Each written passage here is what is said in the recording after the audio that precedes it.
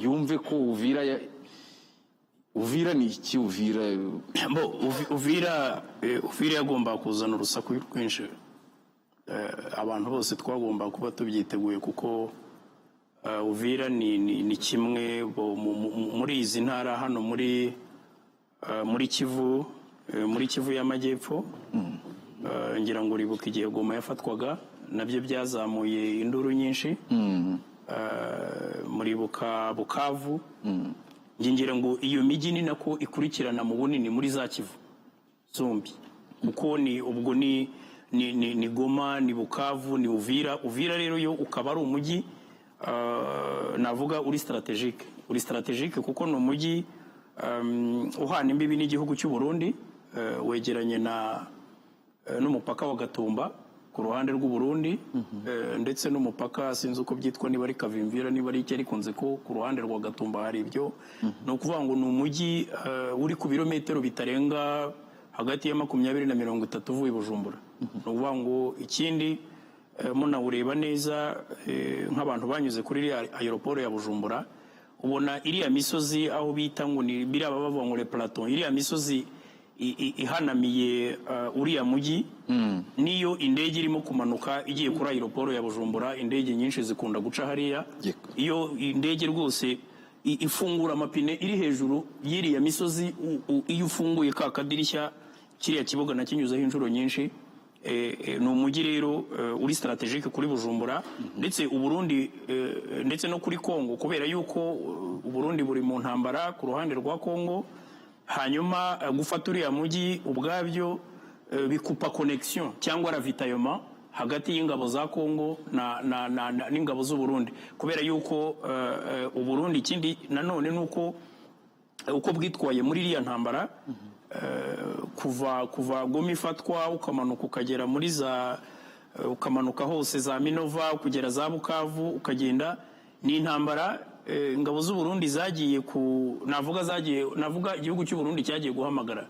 Ubundi u Burundi ni kimwe mu bihugu bimaze kubona bimaze kwimporta intambara. Kwimporta intambara no kugenda, ngira ngo ejo bundi mwumvise umukuru w'igihugu avuga ingabo zirenga 20 z'u Burundi zari muri Kongo. Ubwo sinzi zisigaye yo nizahunze Uvira ejo bundi uko zingana, ariko kuva muri Kivu y'Amajyaruguru zirwanayo, mwibuke ko zabanje kujyayo ziri muri za ngabo za East African Community.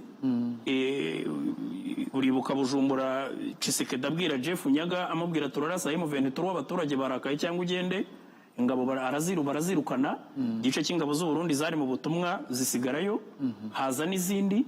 So ni ukuvuga ko uko zagiye zitsindwa kuva muri Kivu y'Amajyaruguru, M23 yagiye zisunika kugeza izigejeje ku marembo ku muryango wa Bujumbura ariyo Uvira.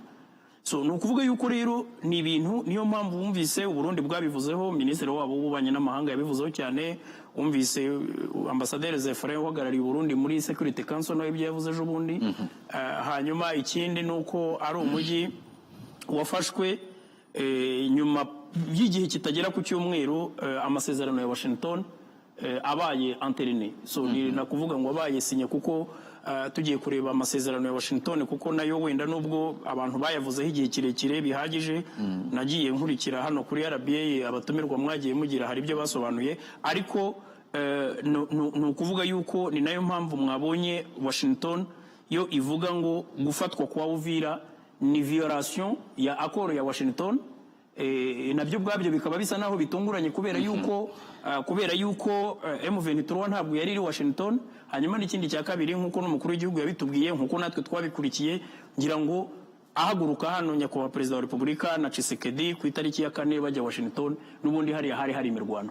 So donc ngira ngo urumva rero izo mpamvu zishobora gutuma Uvira ivugwa cyane, kuko ni umujyi wa gatatu uguye mu maboko ya M23 nyuma ya Goma na Bukavu. Ubwo ziriya za Kamanyura n'utundi hari abagiye barwanira muri turiya tugi dutoya tw'udusite, utwo ntituvugwa cyane, ariko muri make ngatekereza yuko iyo yaba ari impamvu yo kuvuga ngo ese nyuma yo gusinya M23 ifashe uwundi mujyi, hanyuma uziko bayishinja gufashwa n'u Rwanda. Noneho hari n'aberuye karema bavuga ko u Rwanda RDF ariyo yafashe Uvira. donc ibyo bintu rero byose ubwabyo biratera polemique mu itangazamakuru. Muri make ni ntuza ni Uvira ni patate chaude muri iyi minsi. Niko navuga. Reka turi buze kubigarukaho mu buryo burambuye, ariko turagira ngo dufashe abadukurikiye kubanza kumva.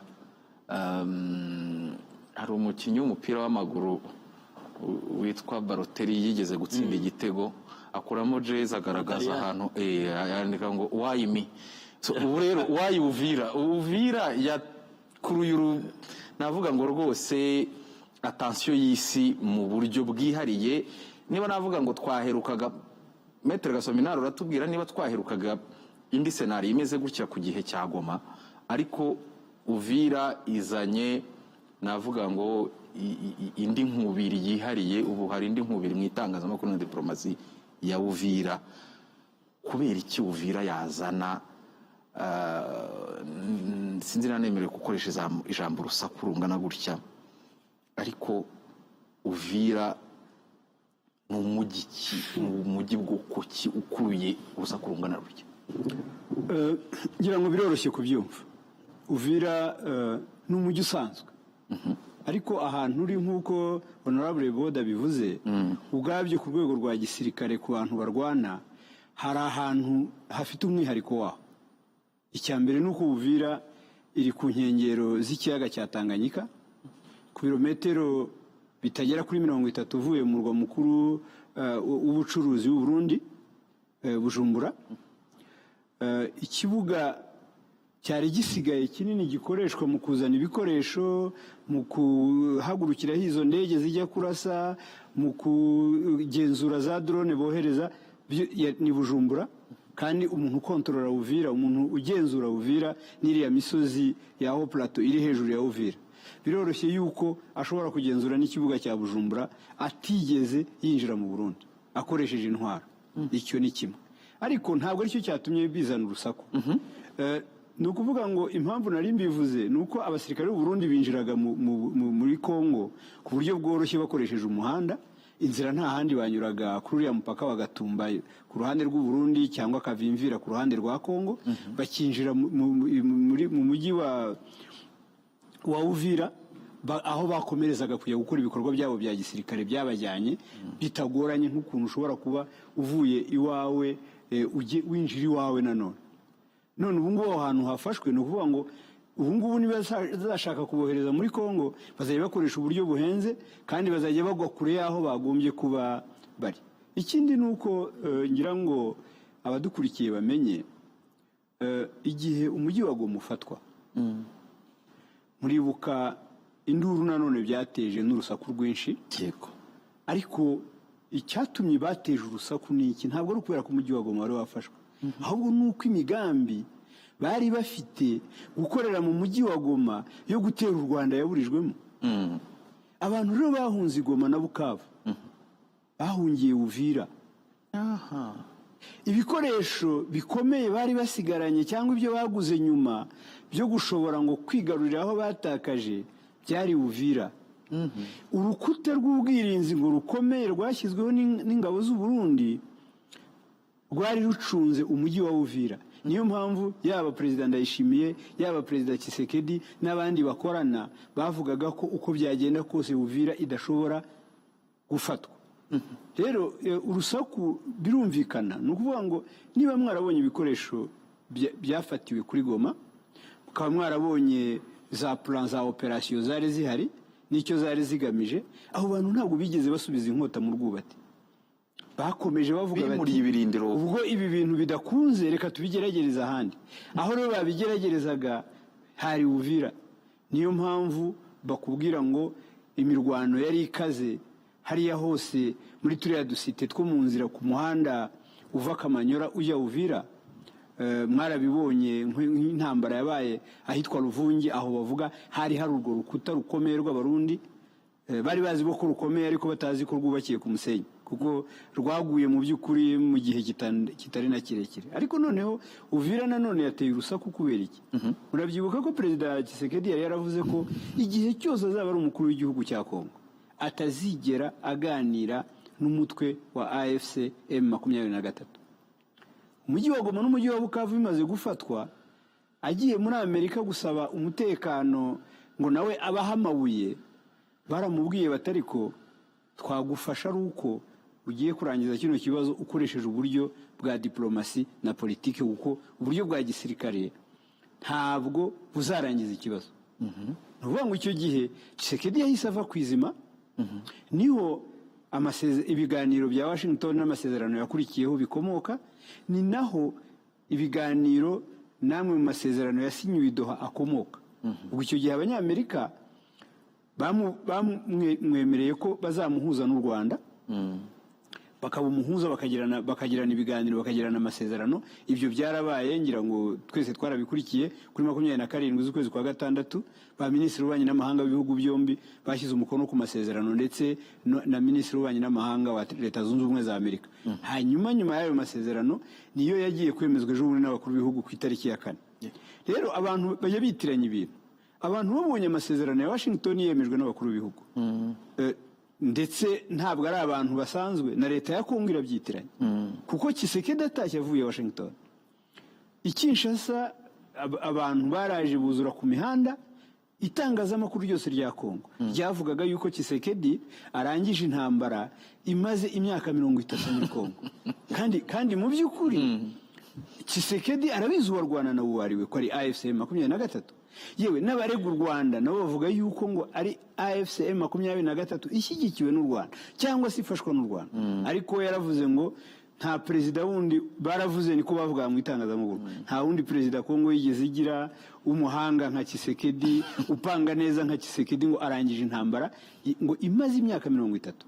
Ariko mu by'ukuri ukuri nuko abantu bitiranyije amasezerano ya Washington n'amasezerano yo guhagarika imirwano muri Kongo, kandi muri Washington muri Amerika abarwana batari batumiwe, kuko abarwana na leta ya Kongo ni AFC M23. Icyo kintu cyo kuvuga ngo bashyigikiwe n'u Rwanda nabyo ni propaganda ya leta ya Kongo, kuko nta gitangazamakuru na kimwe gishobora guhabwa uburenganzira bwo gukorera muri Kongo kitavuga inkuru y'intambara ngo cyongereho ko ari AFC M23 ishyigikiwe n'u Rwanda. Iyo utabikoze accreditation bahita withdrawing, bayikuraho. Reka tugume Uvira. Uvira ni umujyi uri strategique nkuko mwabivuze mu buryo bw'intambara gusa, cyangwa se ni n'umujyi ufite ikindi usobanuye mu buryo bw'ubukungu n'indi mibereho y'u Burundi n'ubuhahirane bwawo na Repubulika ya Demokarasi ya Kongo, nidushaka twongeyeho wenda n'ibindi bihugu. Uvira kuki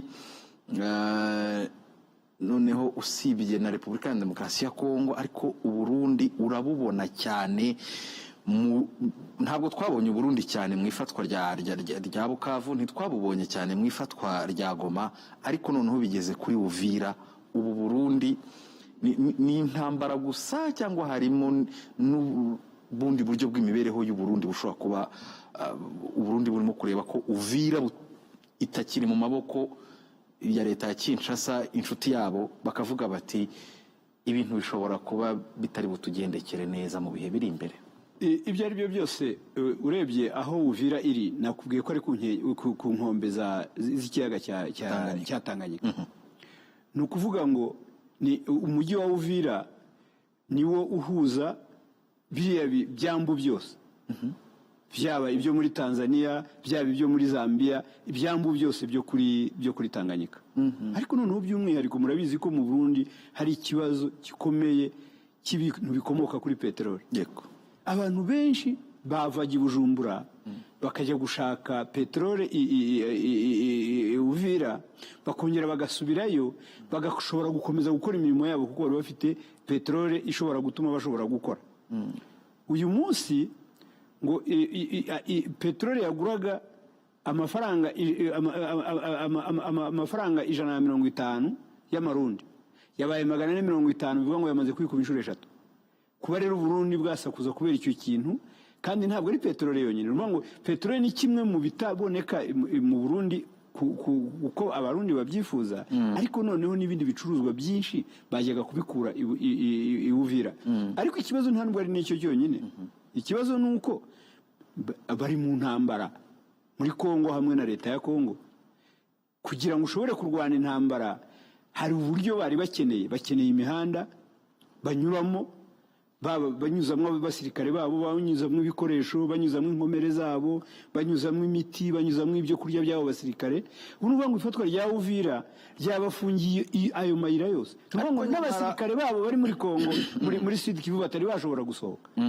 Ubu ngubu uwabagumishayo nge nibaza yuko ari amasasu yabashirana, ari ibyo kurya byabashirana, ari imiti yabashirana, kuko mu by'ukuri basa nkaho inzira bari bafite ifatwa rya Uvira ryayifunze. Rero kuba basakuza birumvikana. Ni intambara nyamara umukuru w'igihugu cy'u Burundi yatangiye hakana ko batarimo, ndetse n'uburyo bayirimo ari uburyo ukurikije uko yabivugaga mu buryo bworoheje. Ntabwo ari njye yabibwiye, nta nubwo ari abanyamakuru yabibwiye, ahubwo yabiganiriye na mugenzi we w'u Rwanda Perezida Paul Kagame.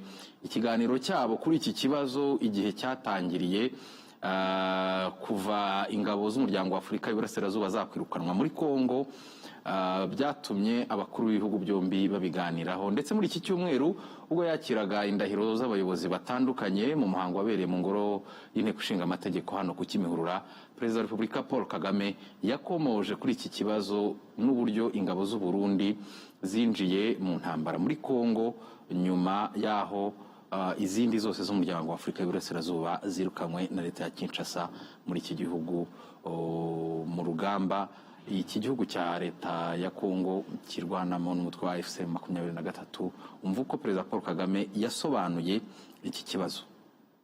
Nafashe telefona Perezida w'u Burundi Ndayishimiye, ndamubaza ingabo zari ziri mu East African Community Forces muri Eastern Congo ko bazirukanye u Burundi bugasigara, hakaba harimo kuza iza SADC, u Burundi bwagiye muri SADC. Atoya, mwasigaye yose kubera ko gusa muri inshuti za Kongo mushaka kuyishyigikira mu byo ari byo byose bakora. Avuga ko nyine Kongo yabibasabye ari inshuti n'iki. Ndongera ndamubaza, nise ko ndeba hari izindi ngabo ziyongera nyinshi zijyayo kandi zijya mu majyaruguru yacu. Majyaruguru yacu Abarundi yarabanje arambwira ngo bafite ibibazo bikomoka muri Kongo by'umutekano wabo. Avuga ko biri mu majyepfo hariya za Uvira n'ahandi hose aho ngaho na za Minembwe, ngo niyo mpamvu bagiye muri Kongo. Nubwo ese Minembwe Uvira kwiri mu majyepfo, mu majyaruguru murajya gukora iki? Za Goma za Rucuro murajyanwe n'iki? Arambwira ngo ninde wakubwiye ko dufite ingabo aho ngaho? Ndamubwira nti hari ababimbwiye, ariko nanjye nabyemeye kuko bampaye ibimenyetso, ariko ntabwo nari kubyemera burundu ntabanje kukubaza wowe ubwawe ngo wumve icyo mbwira.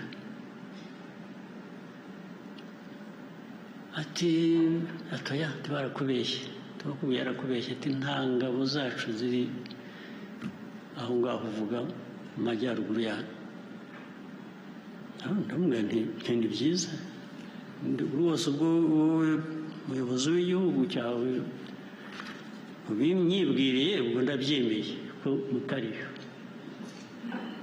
Ntabwo hashize kabiri, ndetse benshi bafatirwayo mu mirwano.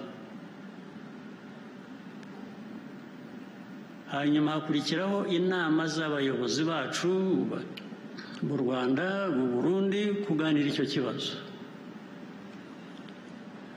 Abandi bagashaka guhakana, abandi bakabereka bati se noneho mwihakanye n'abasirikare banyu ntimukibashaka, tugira ngo ahubwo turebe uko twavugana n'ababafite hakurya hariya bababahe mu batware nabo mwabahebye ntimubashaka. N'uyu munsi rero kuba ibintu byabaye mbere y'uko tujya gusinya amasezerano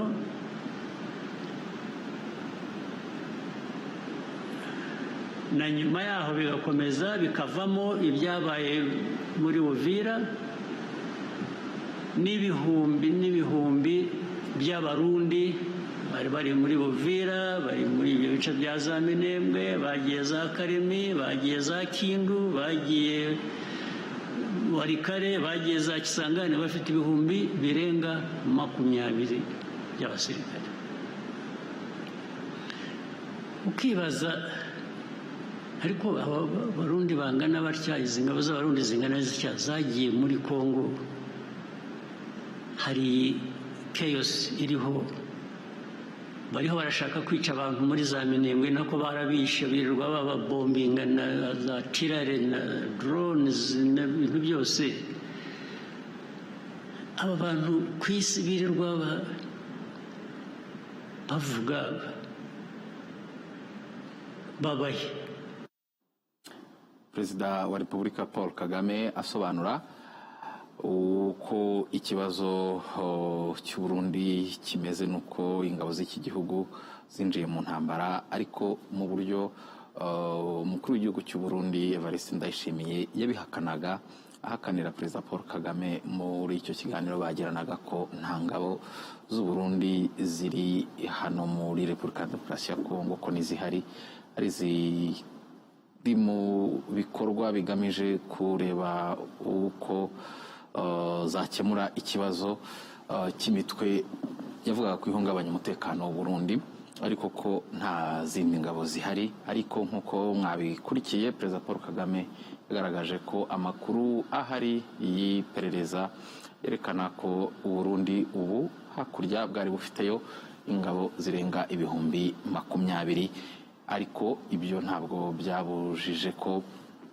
Uvira nyine iba Uvira. Honorable Vode, narindi mumbaza Maître Gasominari impamvu Uvira izamura navuga ngo iki gitutu kuri AFC 23 nyuma yaho ikigaruriye, ariko yigaruriye Uvira, ariko noneho no ku Rwanda. Kubera iki umuntu yavuga ati twabiherukaga kuri Goma, igihe Goma ifatwa na AFC 23, ariko ubu kuri Uvira biragaragara ko byahinduye, byongeye gusa nabyo. Vuga uti ni imijyi, numwe mu mijyi 3 yibanze, ariko noneho kuri Goma nyine ntago twabonaga cyane u Burundi. Kuri iyi nshuro u Burundi bwabaye u Burundi muri dosiye y'iki kibazo, abantu bumve ko noneho u Burundi bujemo kubera Uvira gusa. Ibintu bijyanye écoutez, uzi ko izi nama z'igitaraganya za New York, aho Perezida Tshisekedi na bantu be birukira buri gihe iyo babonye ku rugamba byabagoye guteza ubwega, no kuri Goma zarabaye, no kuri Goma yarabaye, ni nabwo batwitse za ambasade Kinshasa mu minsi, muri iyo minsi, muri icyo gihe. Ariko u Burundi hari icyo Perezida Ndayishimiye yigeze kubivugaho mu minsi yashize. Muribuka avuga ko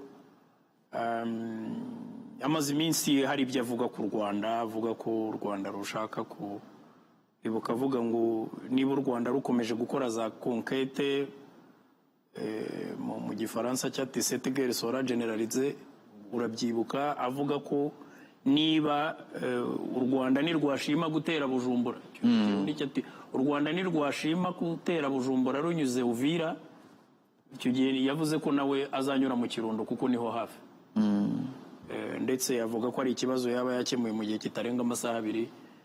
Uribuka ko iyo discours yayivuze, ariko nje ngira ngo no kwiganirira kera wari wabona yavuze ko afite ingabo zikomeye. Divin, reka nkubwire wenda bya Uvira byawe, wari wabona ariko si ibyo ibya Uvira ze n'ibyanjye nibyo wari urimo kumva. yego wari wabona imbeba ikora pompage hejuru ya Rwagakoco? Wari wayibona? yishwe Pompage urabizi? ndabizi. uzi uko babikora? Okay, none se hari igihe nigeze kukubwira kera, ngira ngo nari muri Unity Club, nari nkiba muri cabinet, nigeze kubwira abantu uburyo umuntu wisunga umugabo umwe mugakubitirwa hamwe. Icyo ni ikinyarwanda. Ikindi kinyarwanda kiravuga ngo menya ngo ari umwami uhe wabivuze. Yes. Ikindi kiravuga ngo imfizi y'intamenya irigata ubugi bw'intorezo. Cyo nacyo ni ikinyarwanda. Ariko ubwo ufite icyo agomba gukura mu byo mvuze yagitwaye, ariko icyo twigarukiye kuri Uvira nyine nk'uko babivuze, ni ukuvuga ko ejo batubwiraga mu kanya nahoze ndeba barimo bavuga iby'akandi gasite gato kitwa Baraka. Kuko ubu le M23 se dirige vers Kalemi. Ubwo ni ukuvuga yuko kiriya kiyaga cya Tanganyika buriya ni ikiyaga gifite ubuhagarike, uburebure bwacyo burenga hafi ibirometero 600 na hafi 700. Niba ari ibirometero 670 niba nibuka neza uko nabyigaga muri geography. Ni ukuvuga ngo gukomeza M23 gukomeza kumanuka hariya hose, ni ukuvuga ngo Uburundi bwaba buri izore, bwaba busigaranye Tanzania gusa. Dorotoro kote hakurya hari Mpurungu muri Zambia, ku cyambu cya Mpurungu naho ni kure, ariko ikigaragara cyo nuko ukurikije nk'uko Maître Gasominari yabivugaga, ubuhahirane, imibereho y'abaturage batuye Bujumbura, uko bahahirana n'abaturage ba Uvira, nge ntekereza yuko uriya mujyi uvuze ikintu kinini ku Burundi. Kandi koko nk'uko babivuze, niba hari igice cy'ingabo z'u Burundi kimwe cyahunze zigatahuka, ikindi koko nk'uko Maître Gasominari yabivuze, abantu bose batsindiwe Goma bagatsindwa Bukavu, bose bagiye kwirunda hariya, na guverineri wa province ya Sud Kivu nawe niho yarare. Byose ni ukuvuga ngo na Wazalendo, uribuka ko uriya mujyi ngo kugira ngo bawurinde bari basabye ko General de Brigade Gasita yirukanwa. Uribuka ko Wazalendo batanze 10 days, iminsi 10, ngo umututsi wese abe yavuye muri uriya mujyi. So ni ukuvuga ngo rero uriya mujyi ubwawo ni ikibazo cyo kuvuga ngo hubwo ingabo z'u Burundi zasigaye aho ngaho dans le haut plateau hejuru, izindi zagiye izo zageze mu gihugu cyazo, ariko byanga bikunda ni ukuvuga ngo ziriya zizanyura hehe. Bizasaba either kunegosiya na M23 ifite hariya ibaha inzira banyuramo, cyangwa se mo kimwe. Mu magambo make, u Burundi uyu munsi navuga ngo bufite umuturanyi mushya, wabo babyita umubanyi, bafite umubanyi mushya kandi badakunda. Ni umubanyi qui s'est imposé, wahageze ku gatuza batabishaka kuko baramurwanyije birabananira. barwanye nawe birabananira, arabatsinda arabirukana. So icyo kintu rero ubwacyo kikaba ikintu kinini cyane.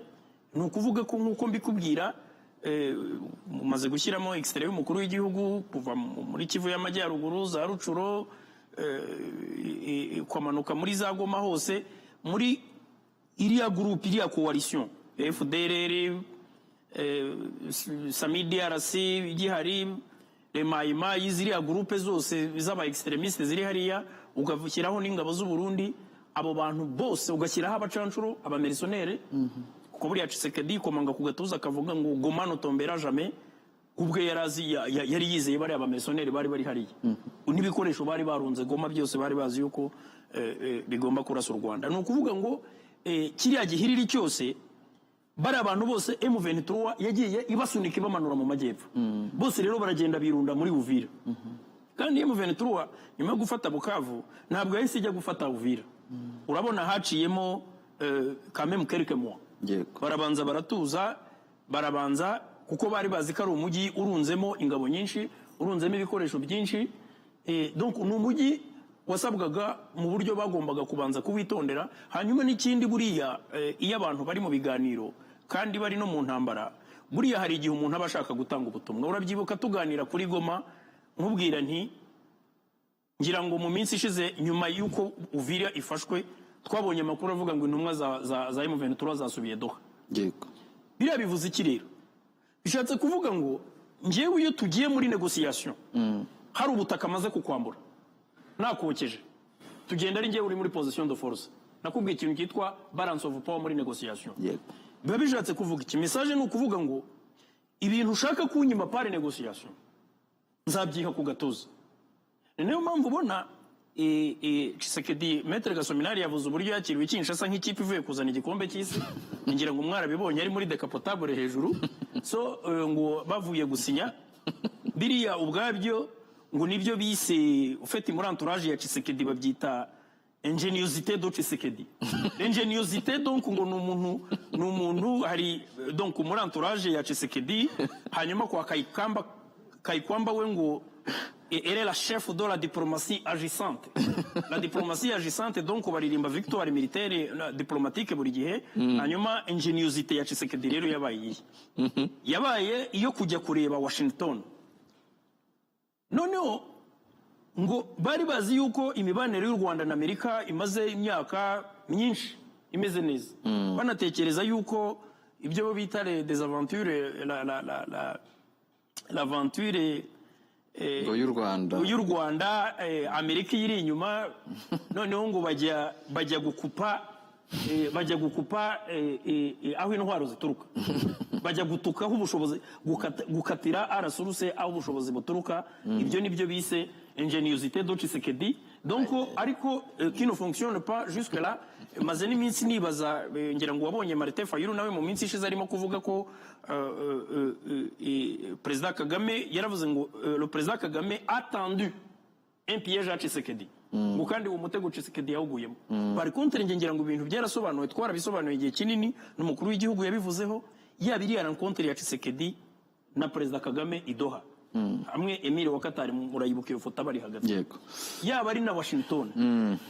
Leta ya Kongo Tshisekedi niwe wagiye gukomanga ejo bundi mwabonye ko Trump yanamutamaje yavuze ngo ils sont venus me supplier. Donc baje kunyinginga ngo ninze mfate amabuye ariko en échange de garantie sécuritaire donc ariko mbakize Kagame. Donc ni ikintu cyanabaje Kongo benshi. Ubwo rero abajanye Kongo benshi bavuga ngo ni humiliation n'agasuzuguro gakomeye. No, Trump ni umuntu imprevisible yabashyize hanze aravuga ati baje kunyinginga ngo ninze ntwara amabuye. Nawe aravuga ati ndi ready kujya kuyafata kuko intambara nayirangije.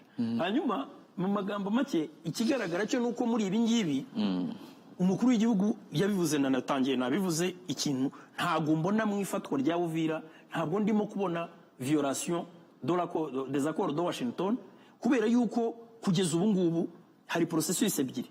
Processus muzi ko hari processus ya Doha ireba le Congolais ubwabo M23 na leta ya Kongo.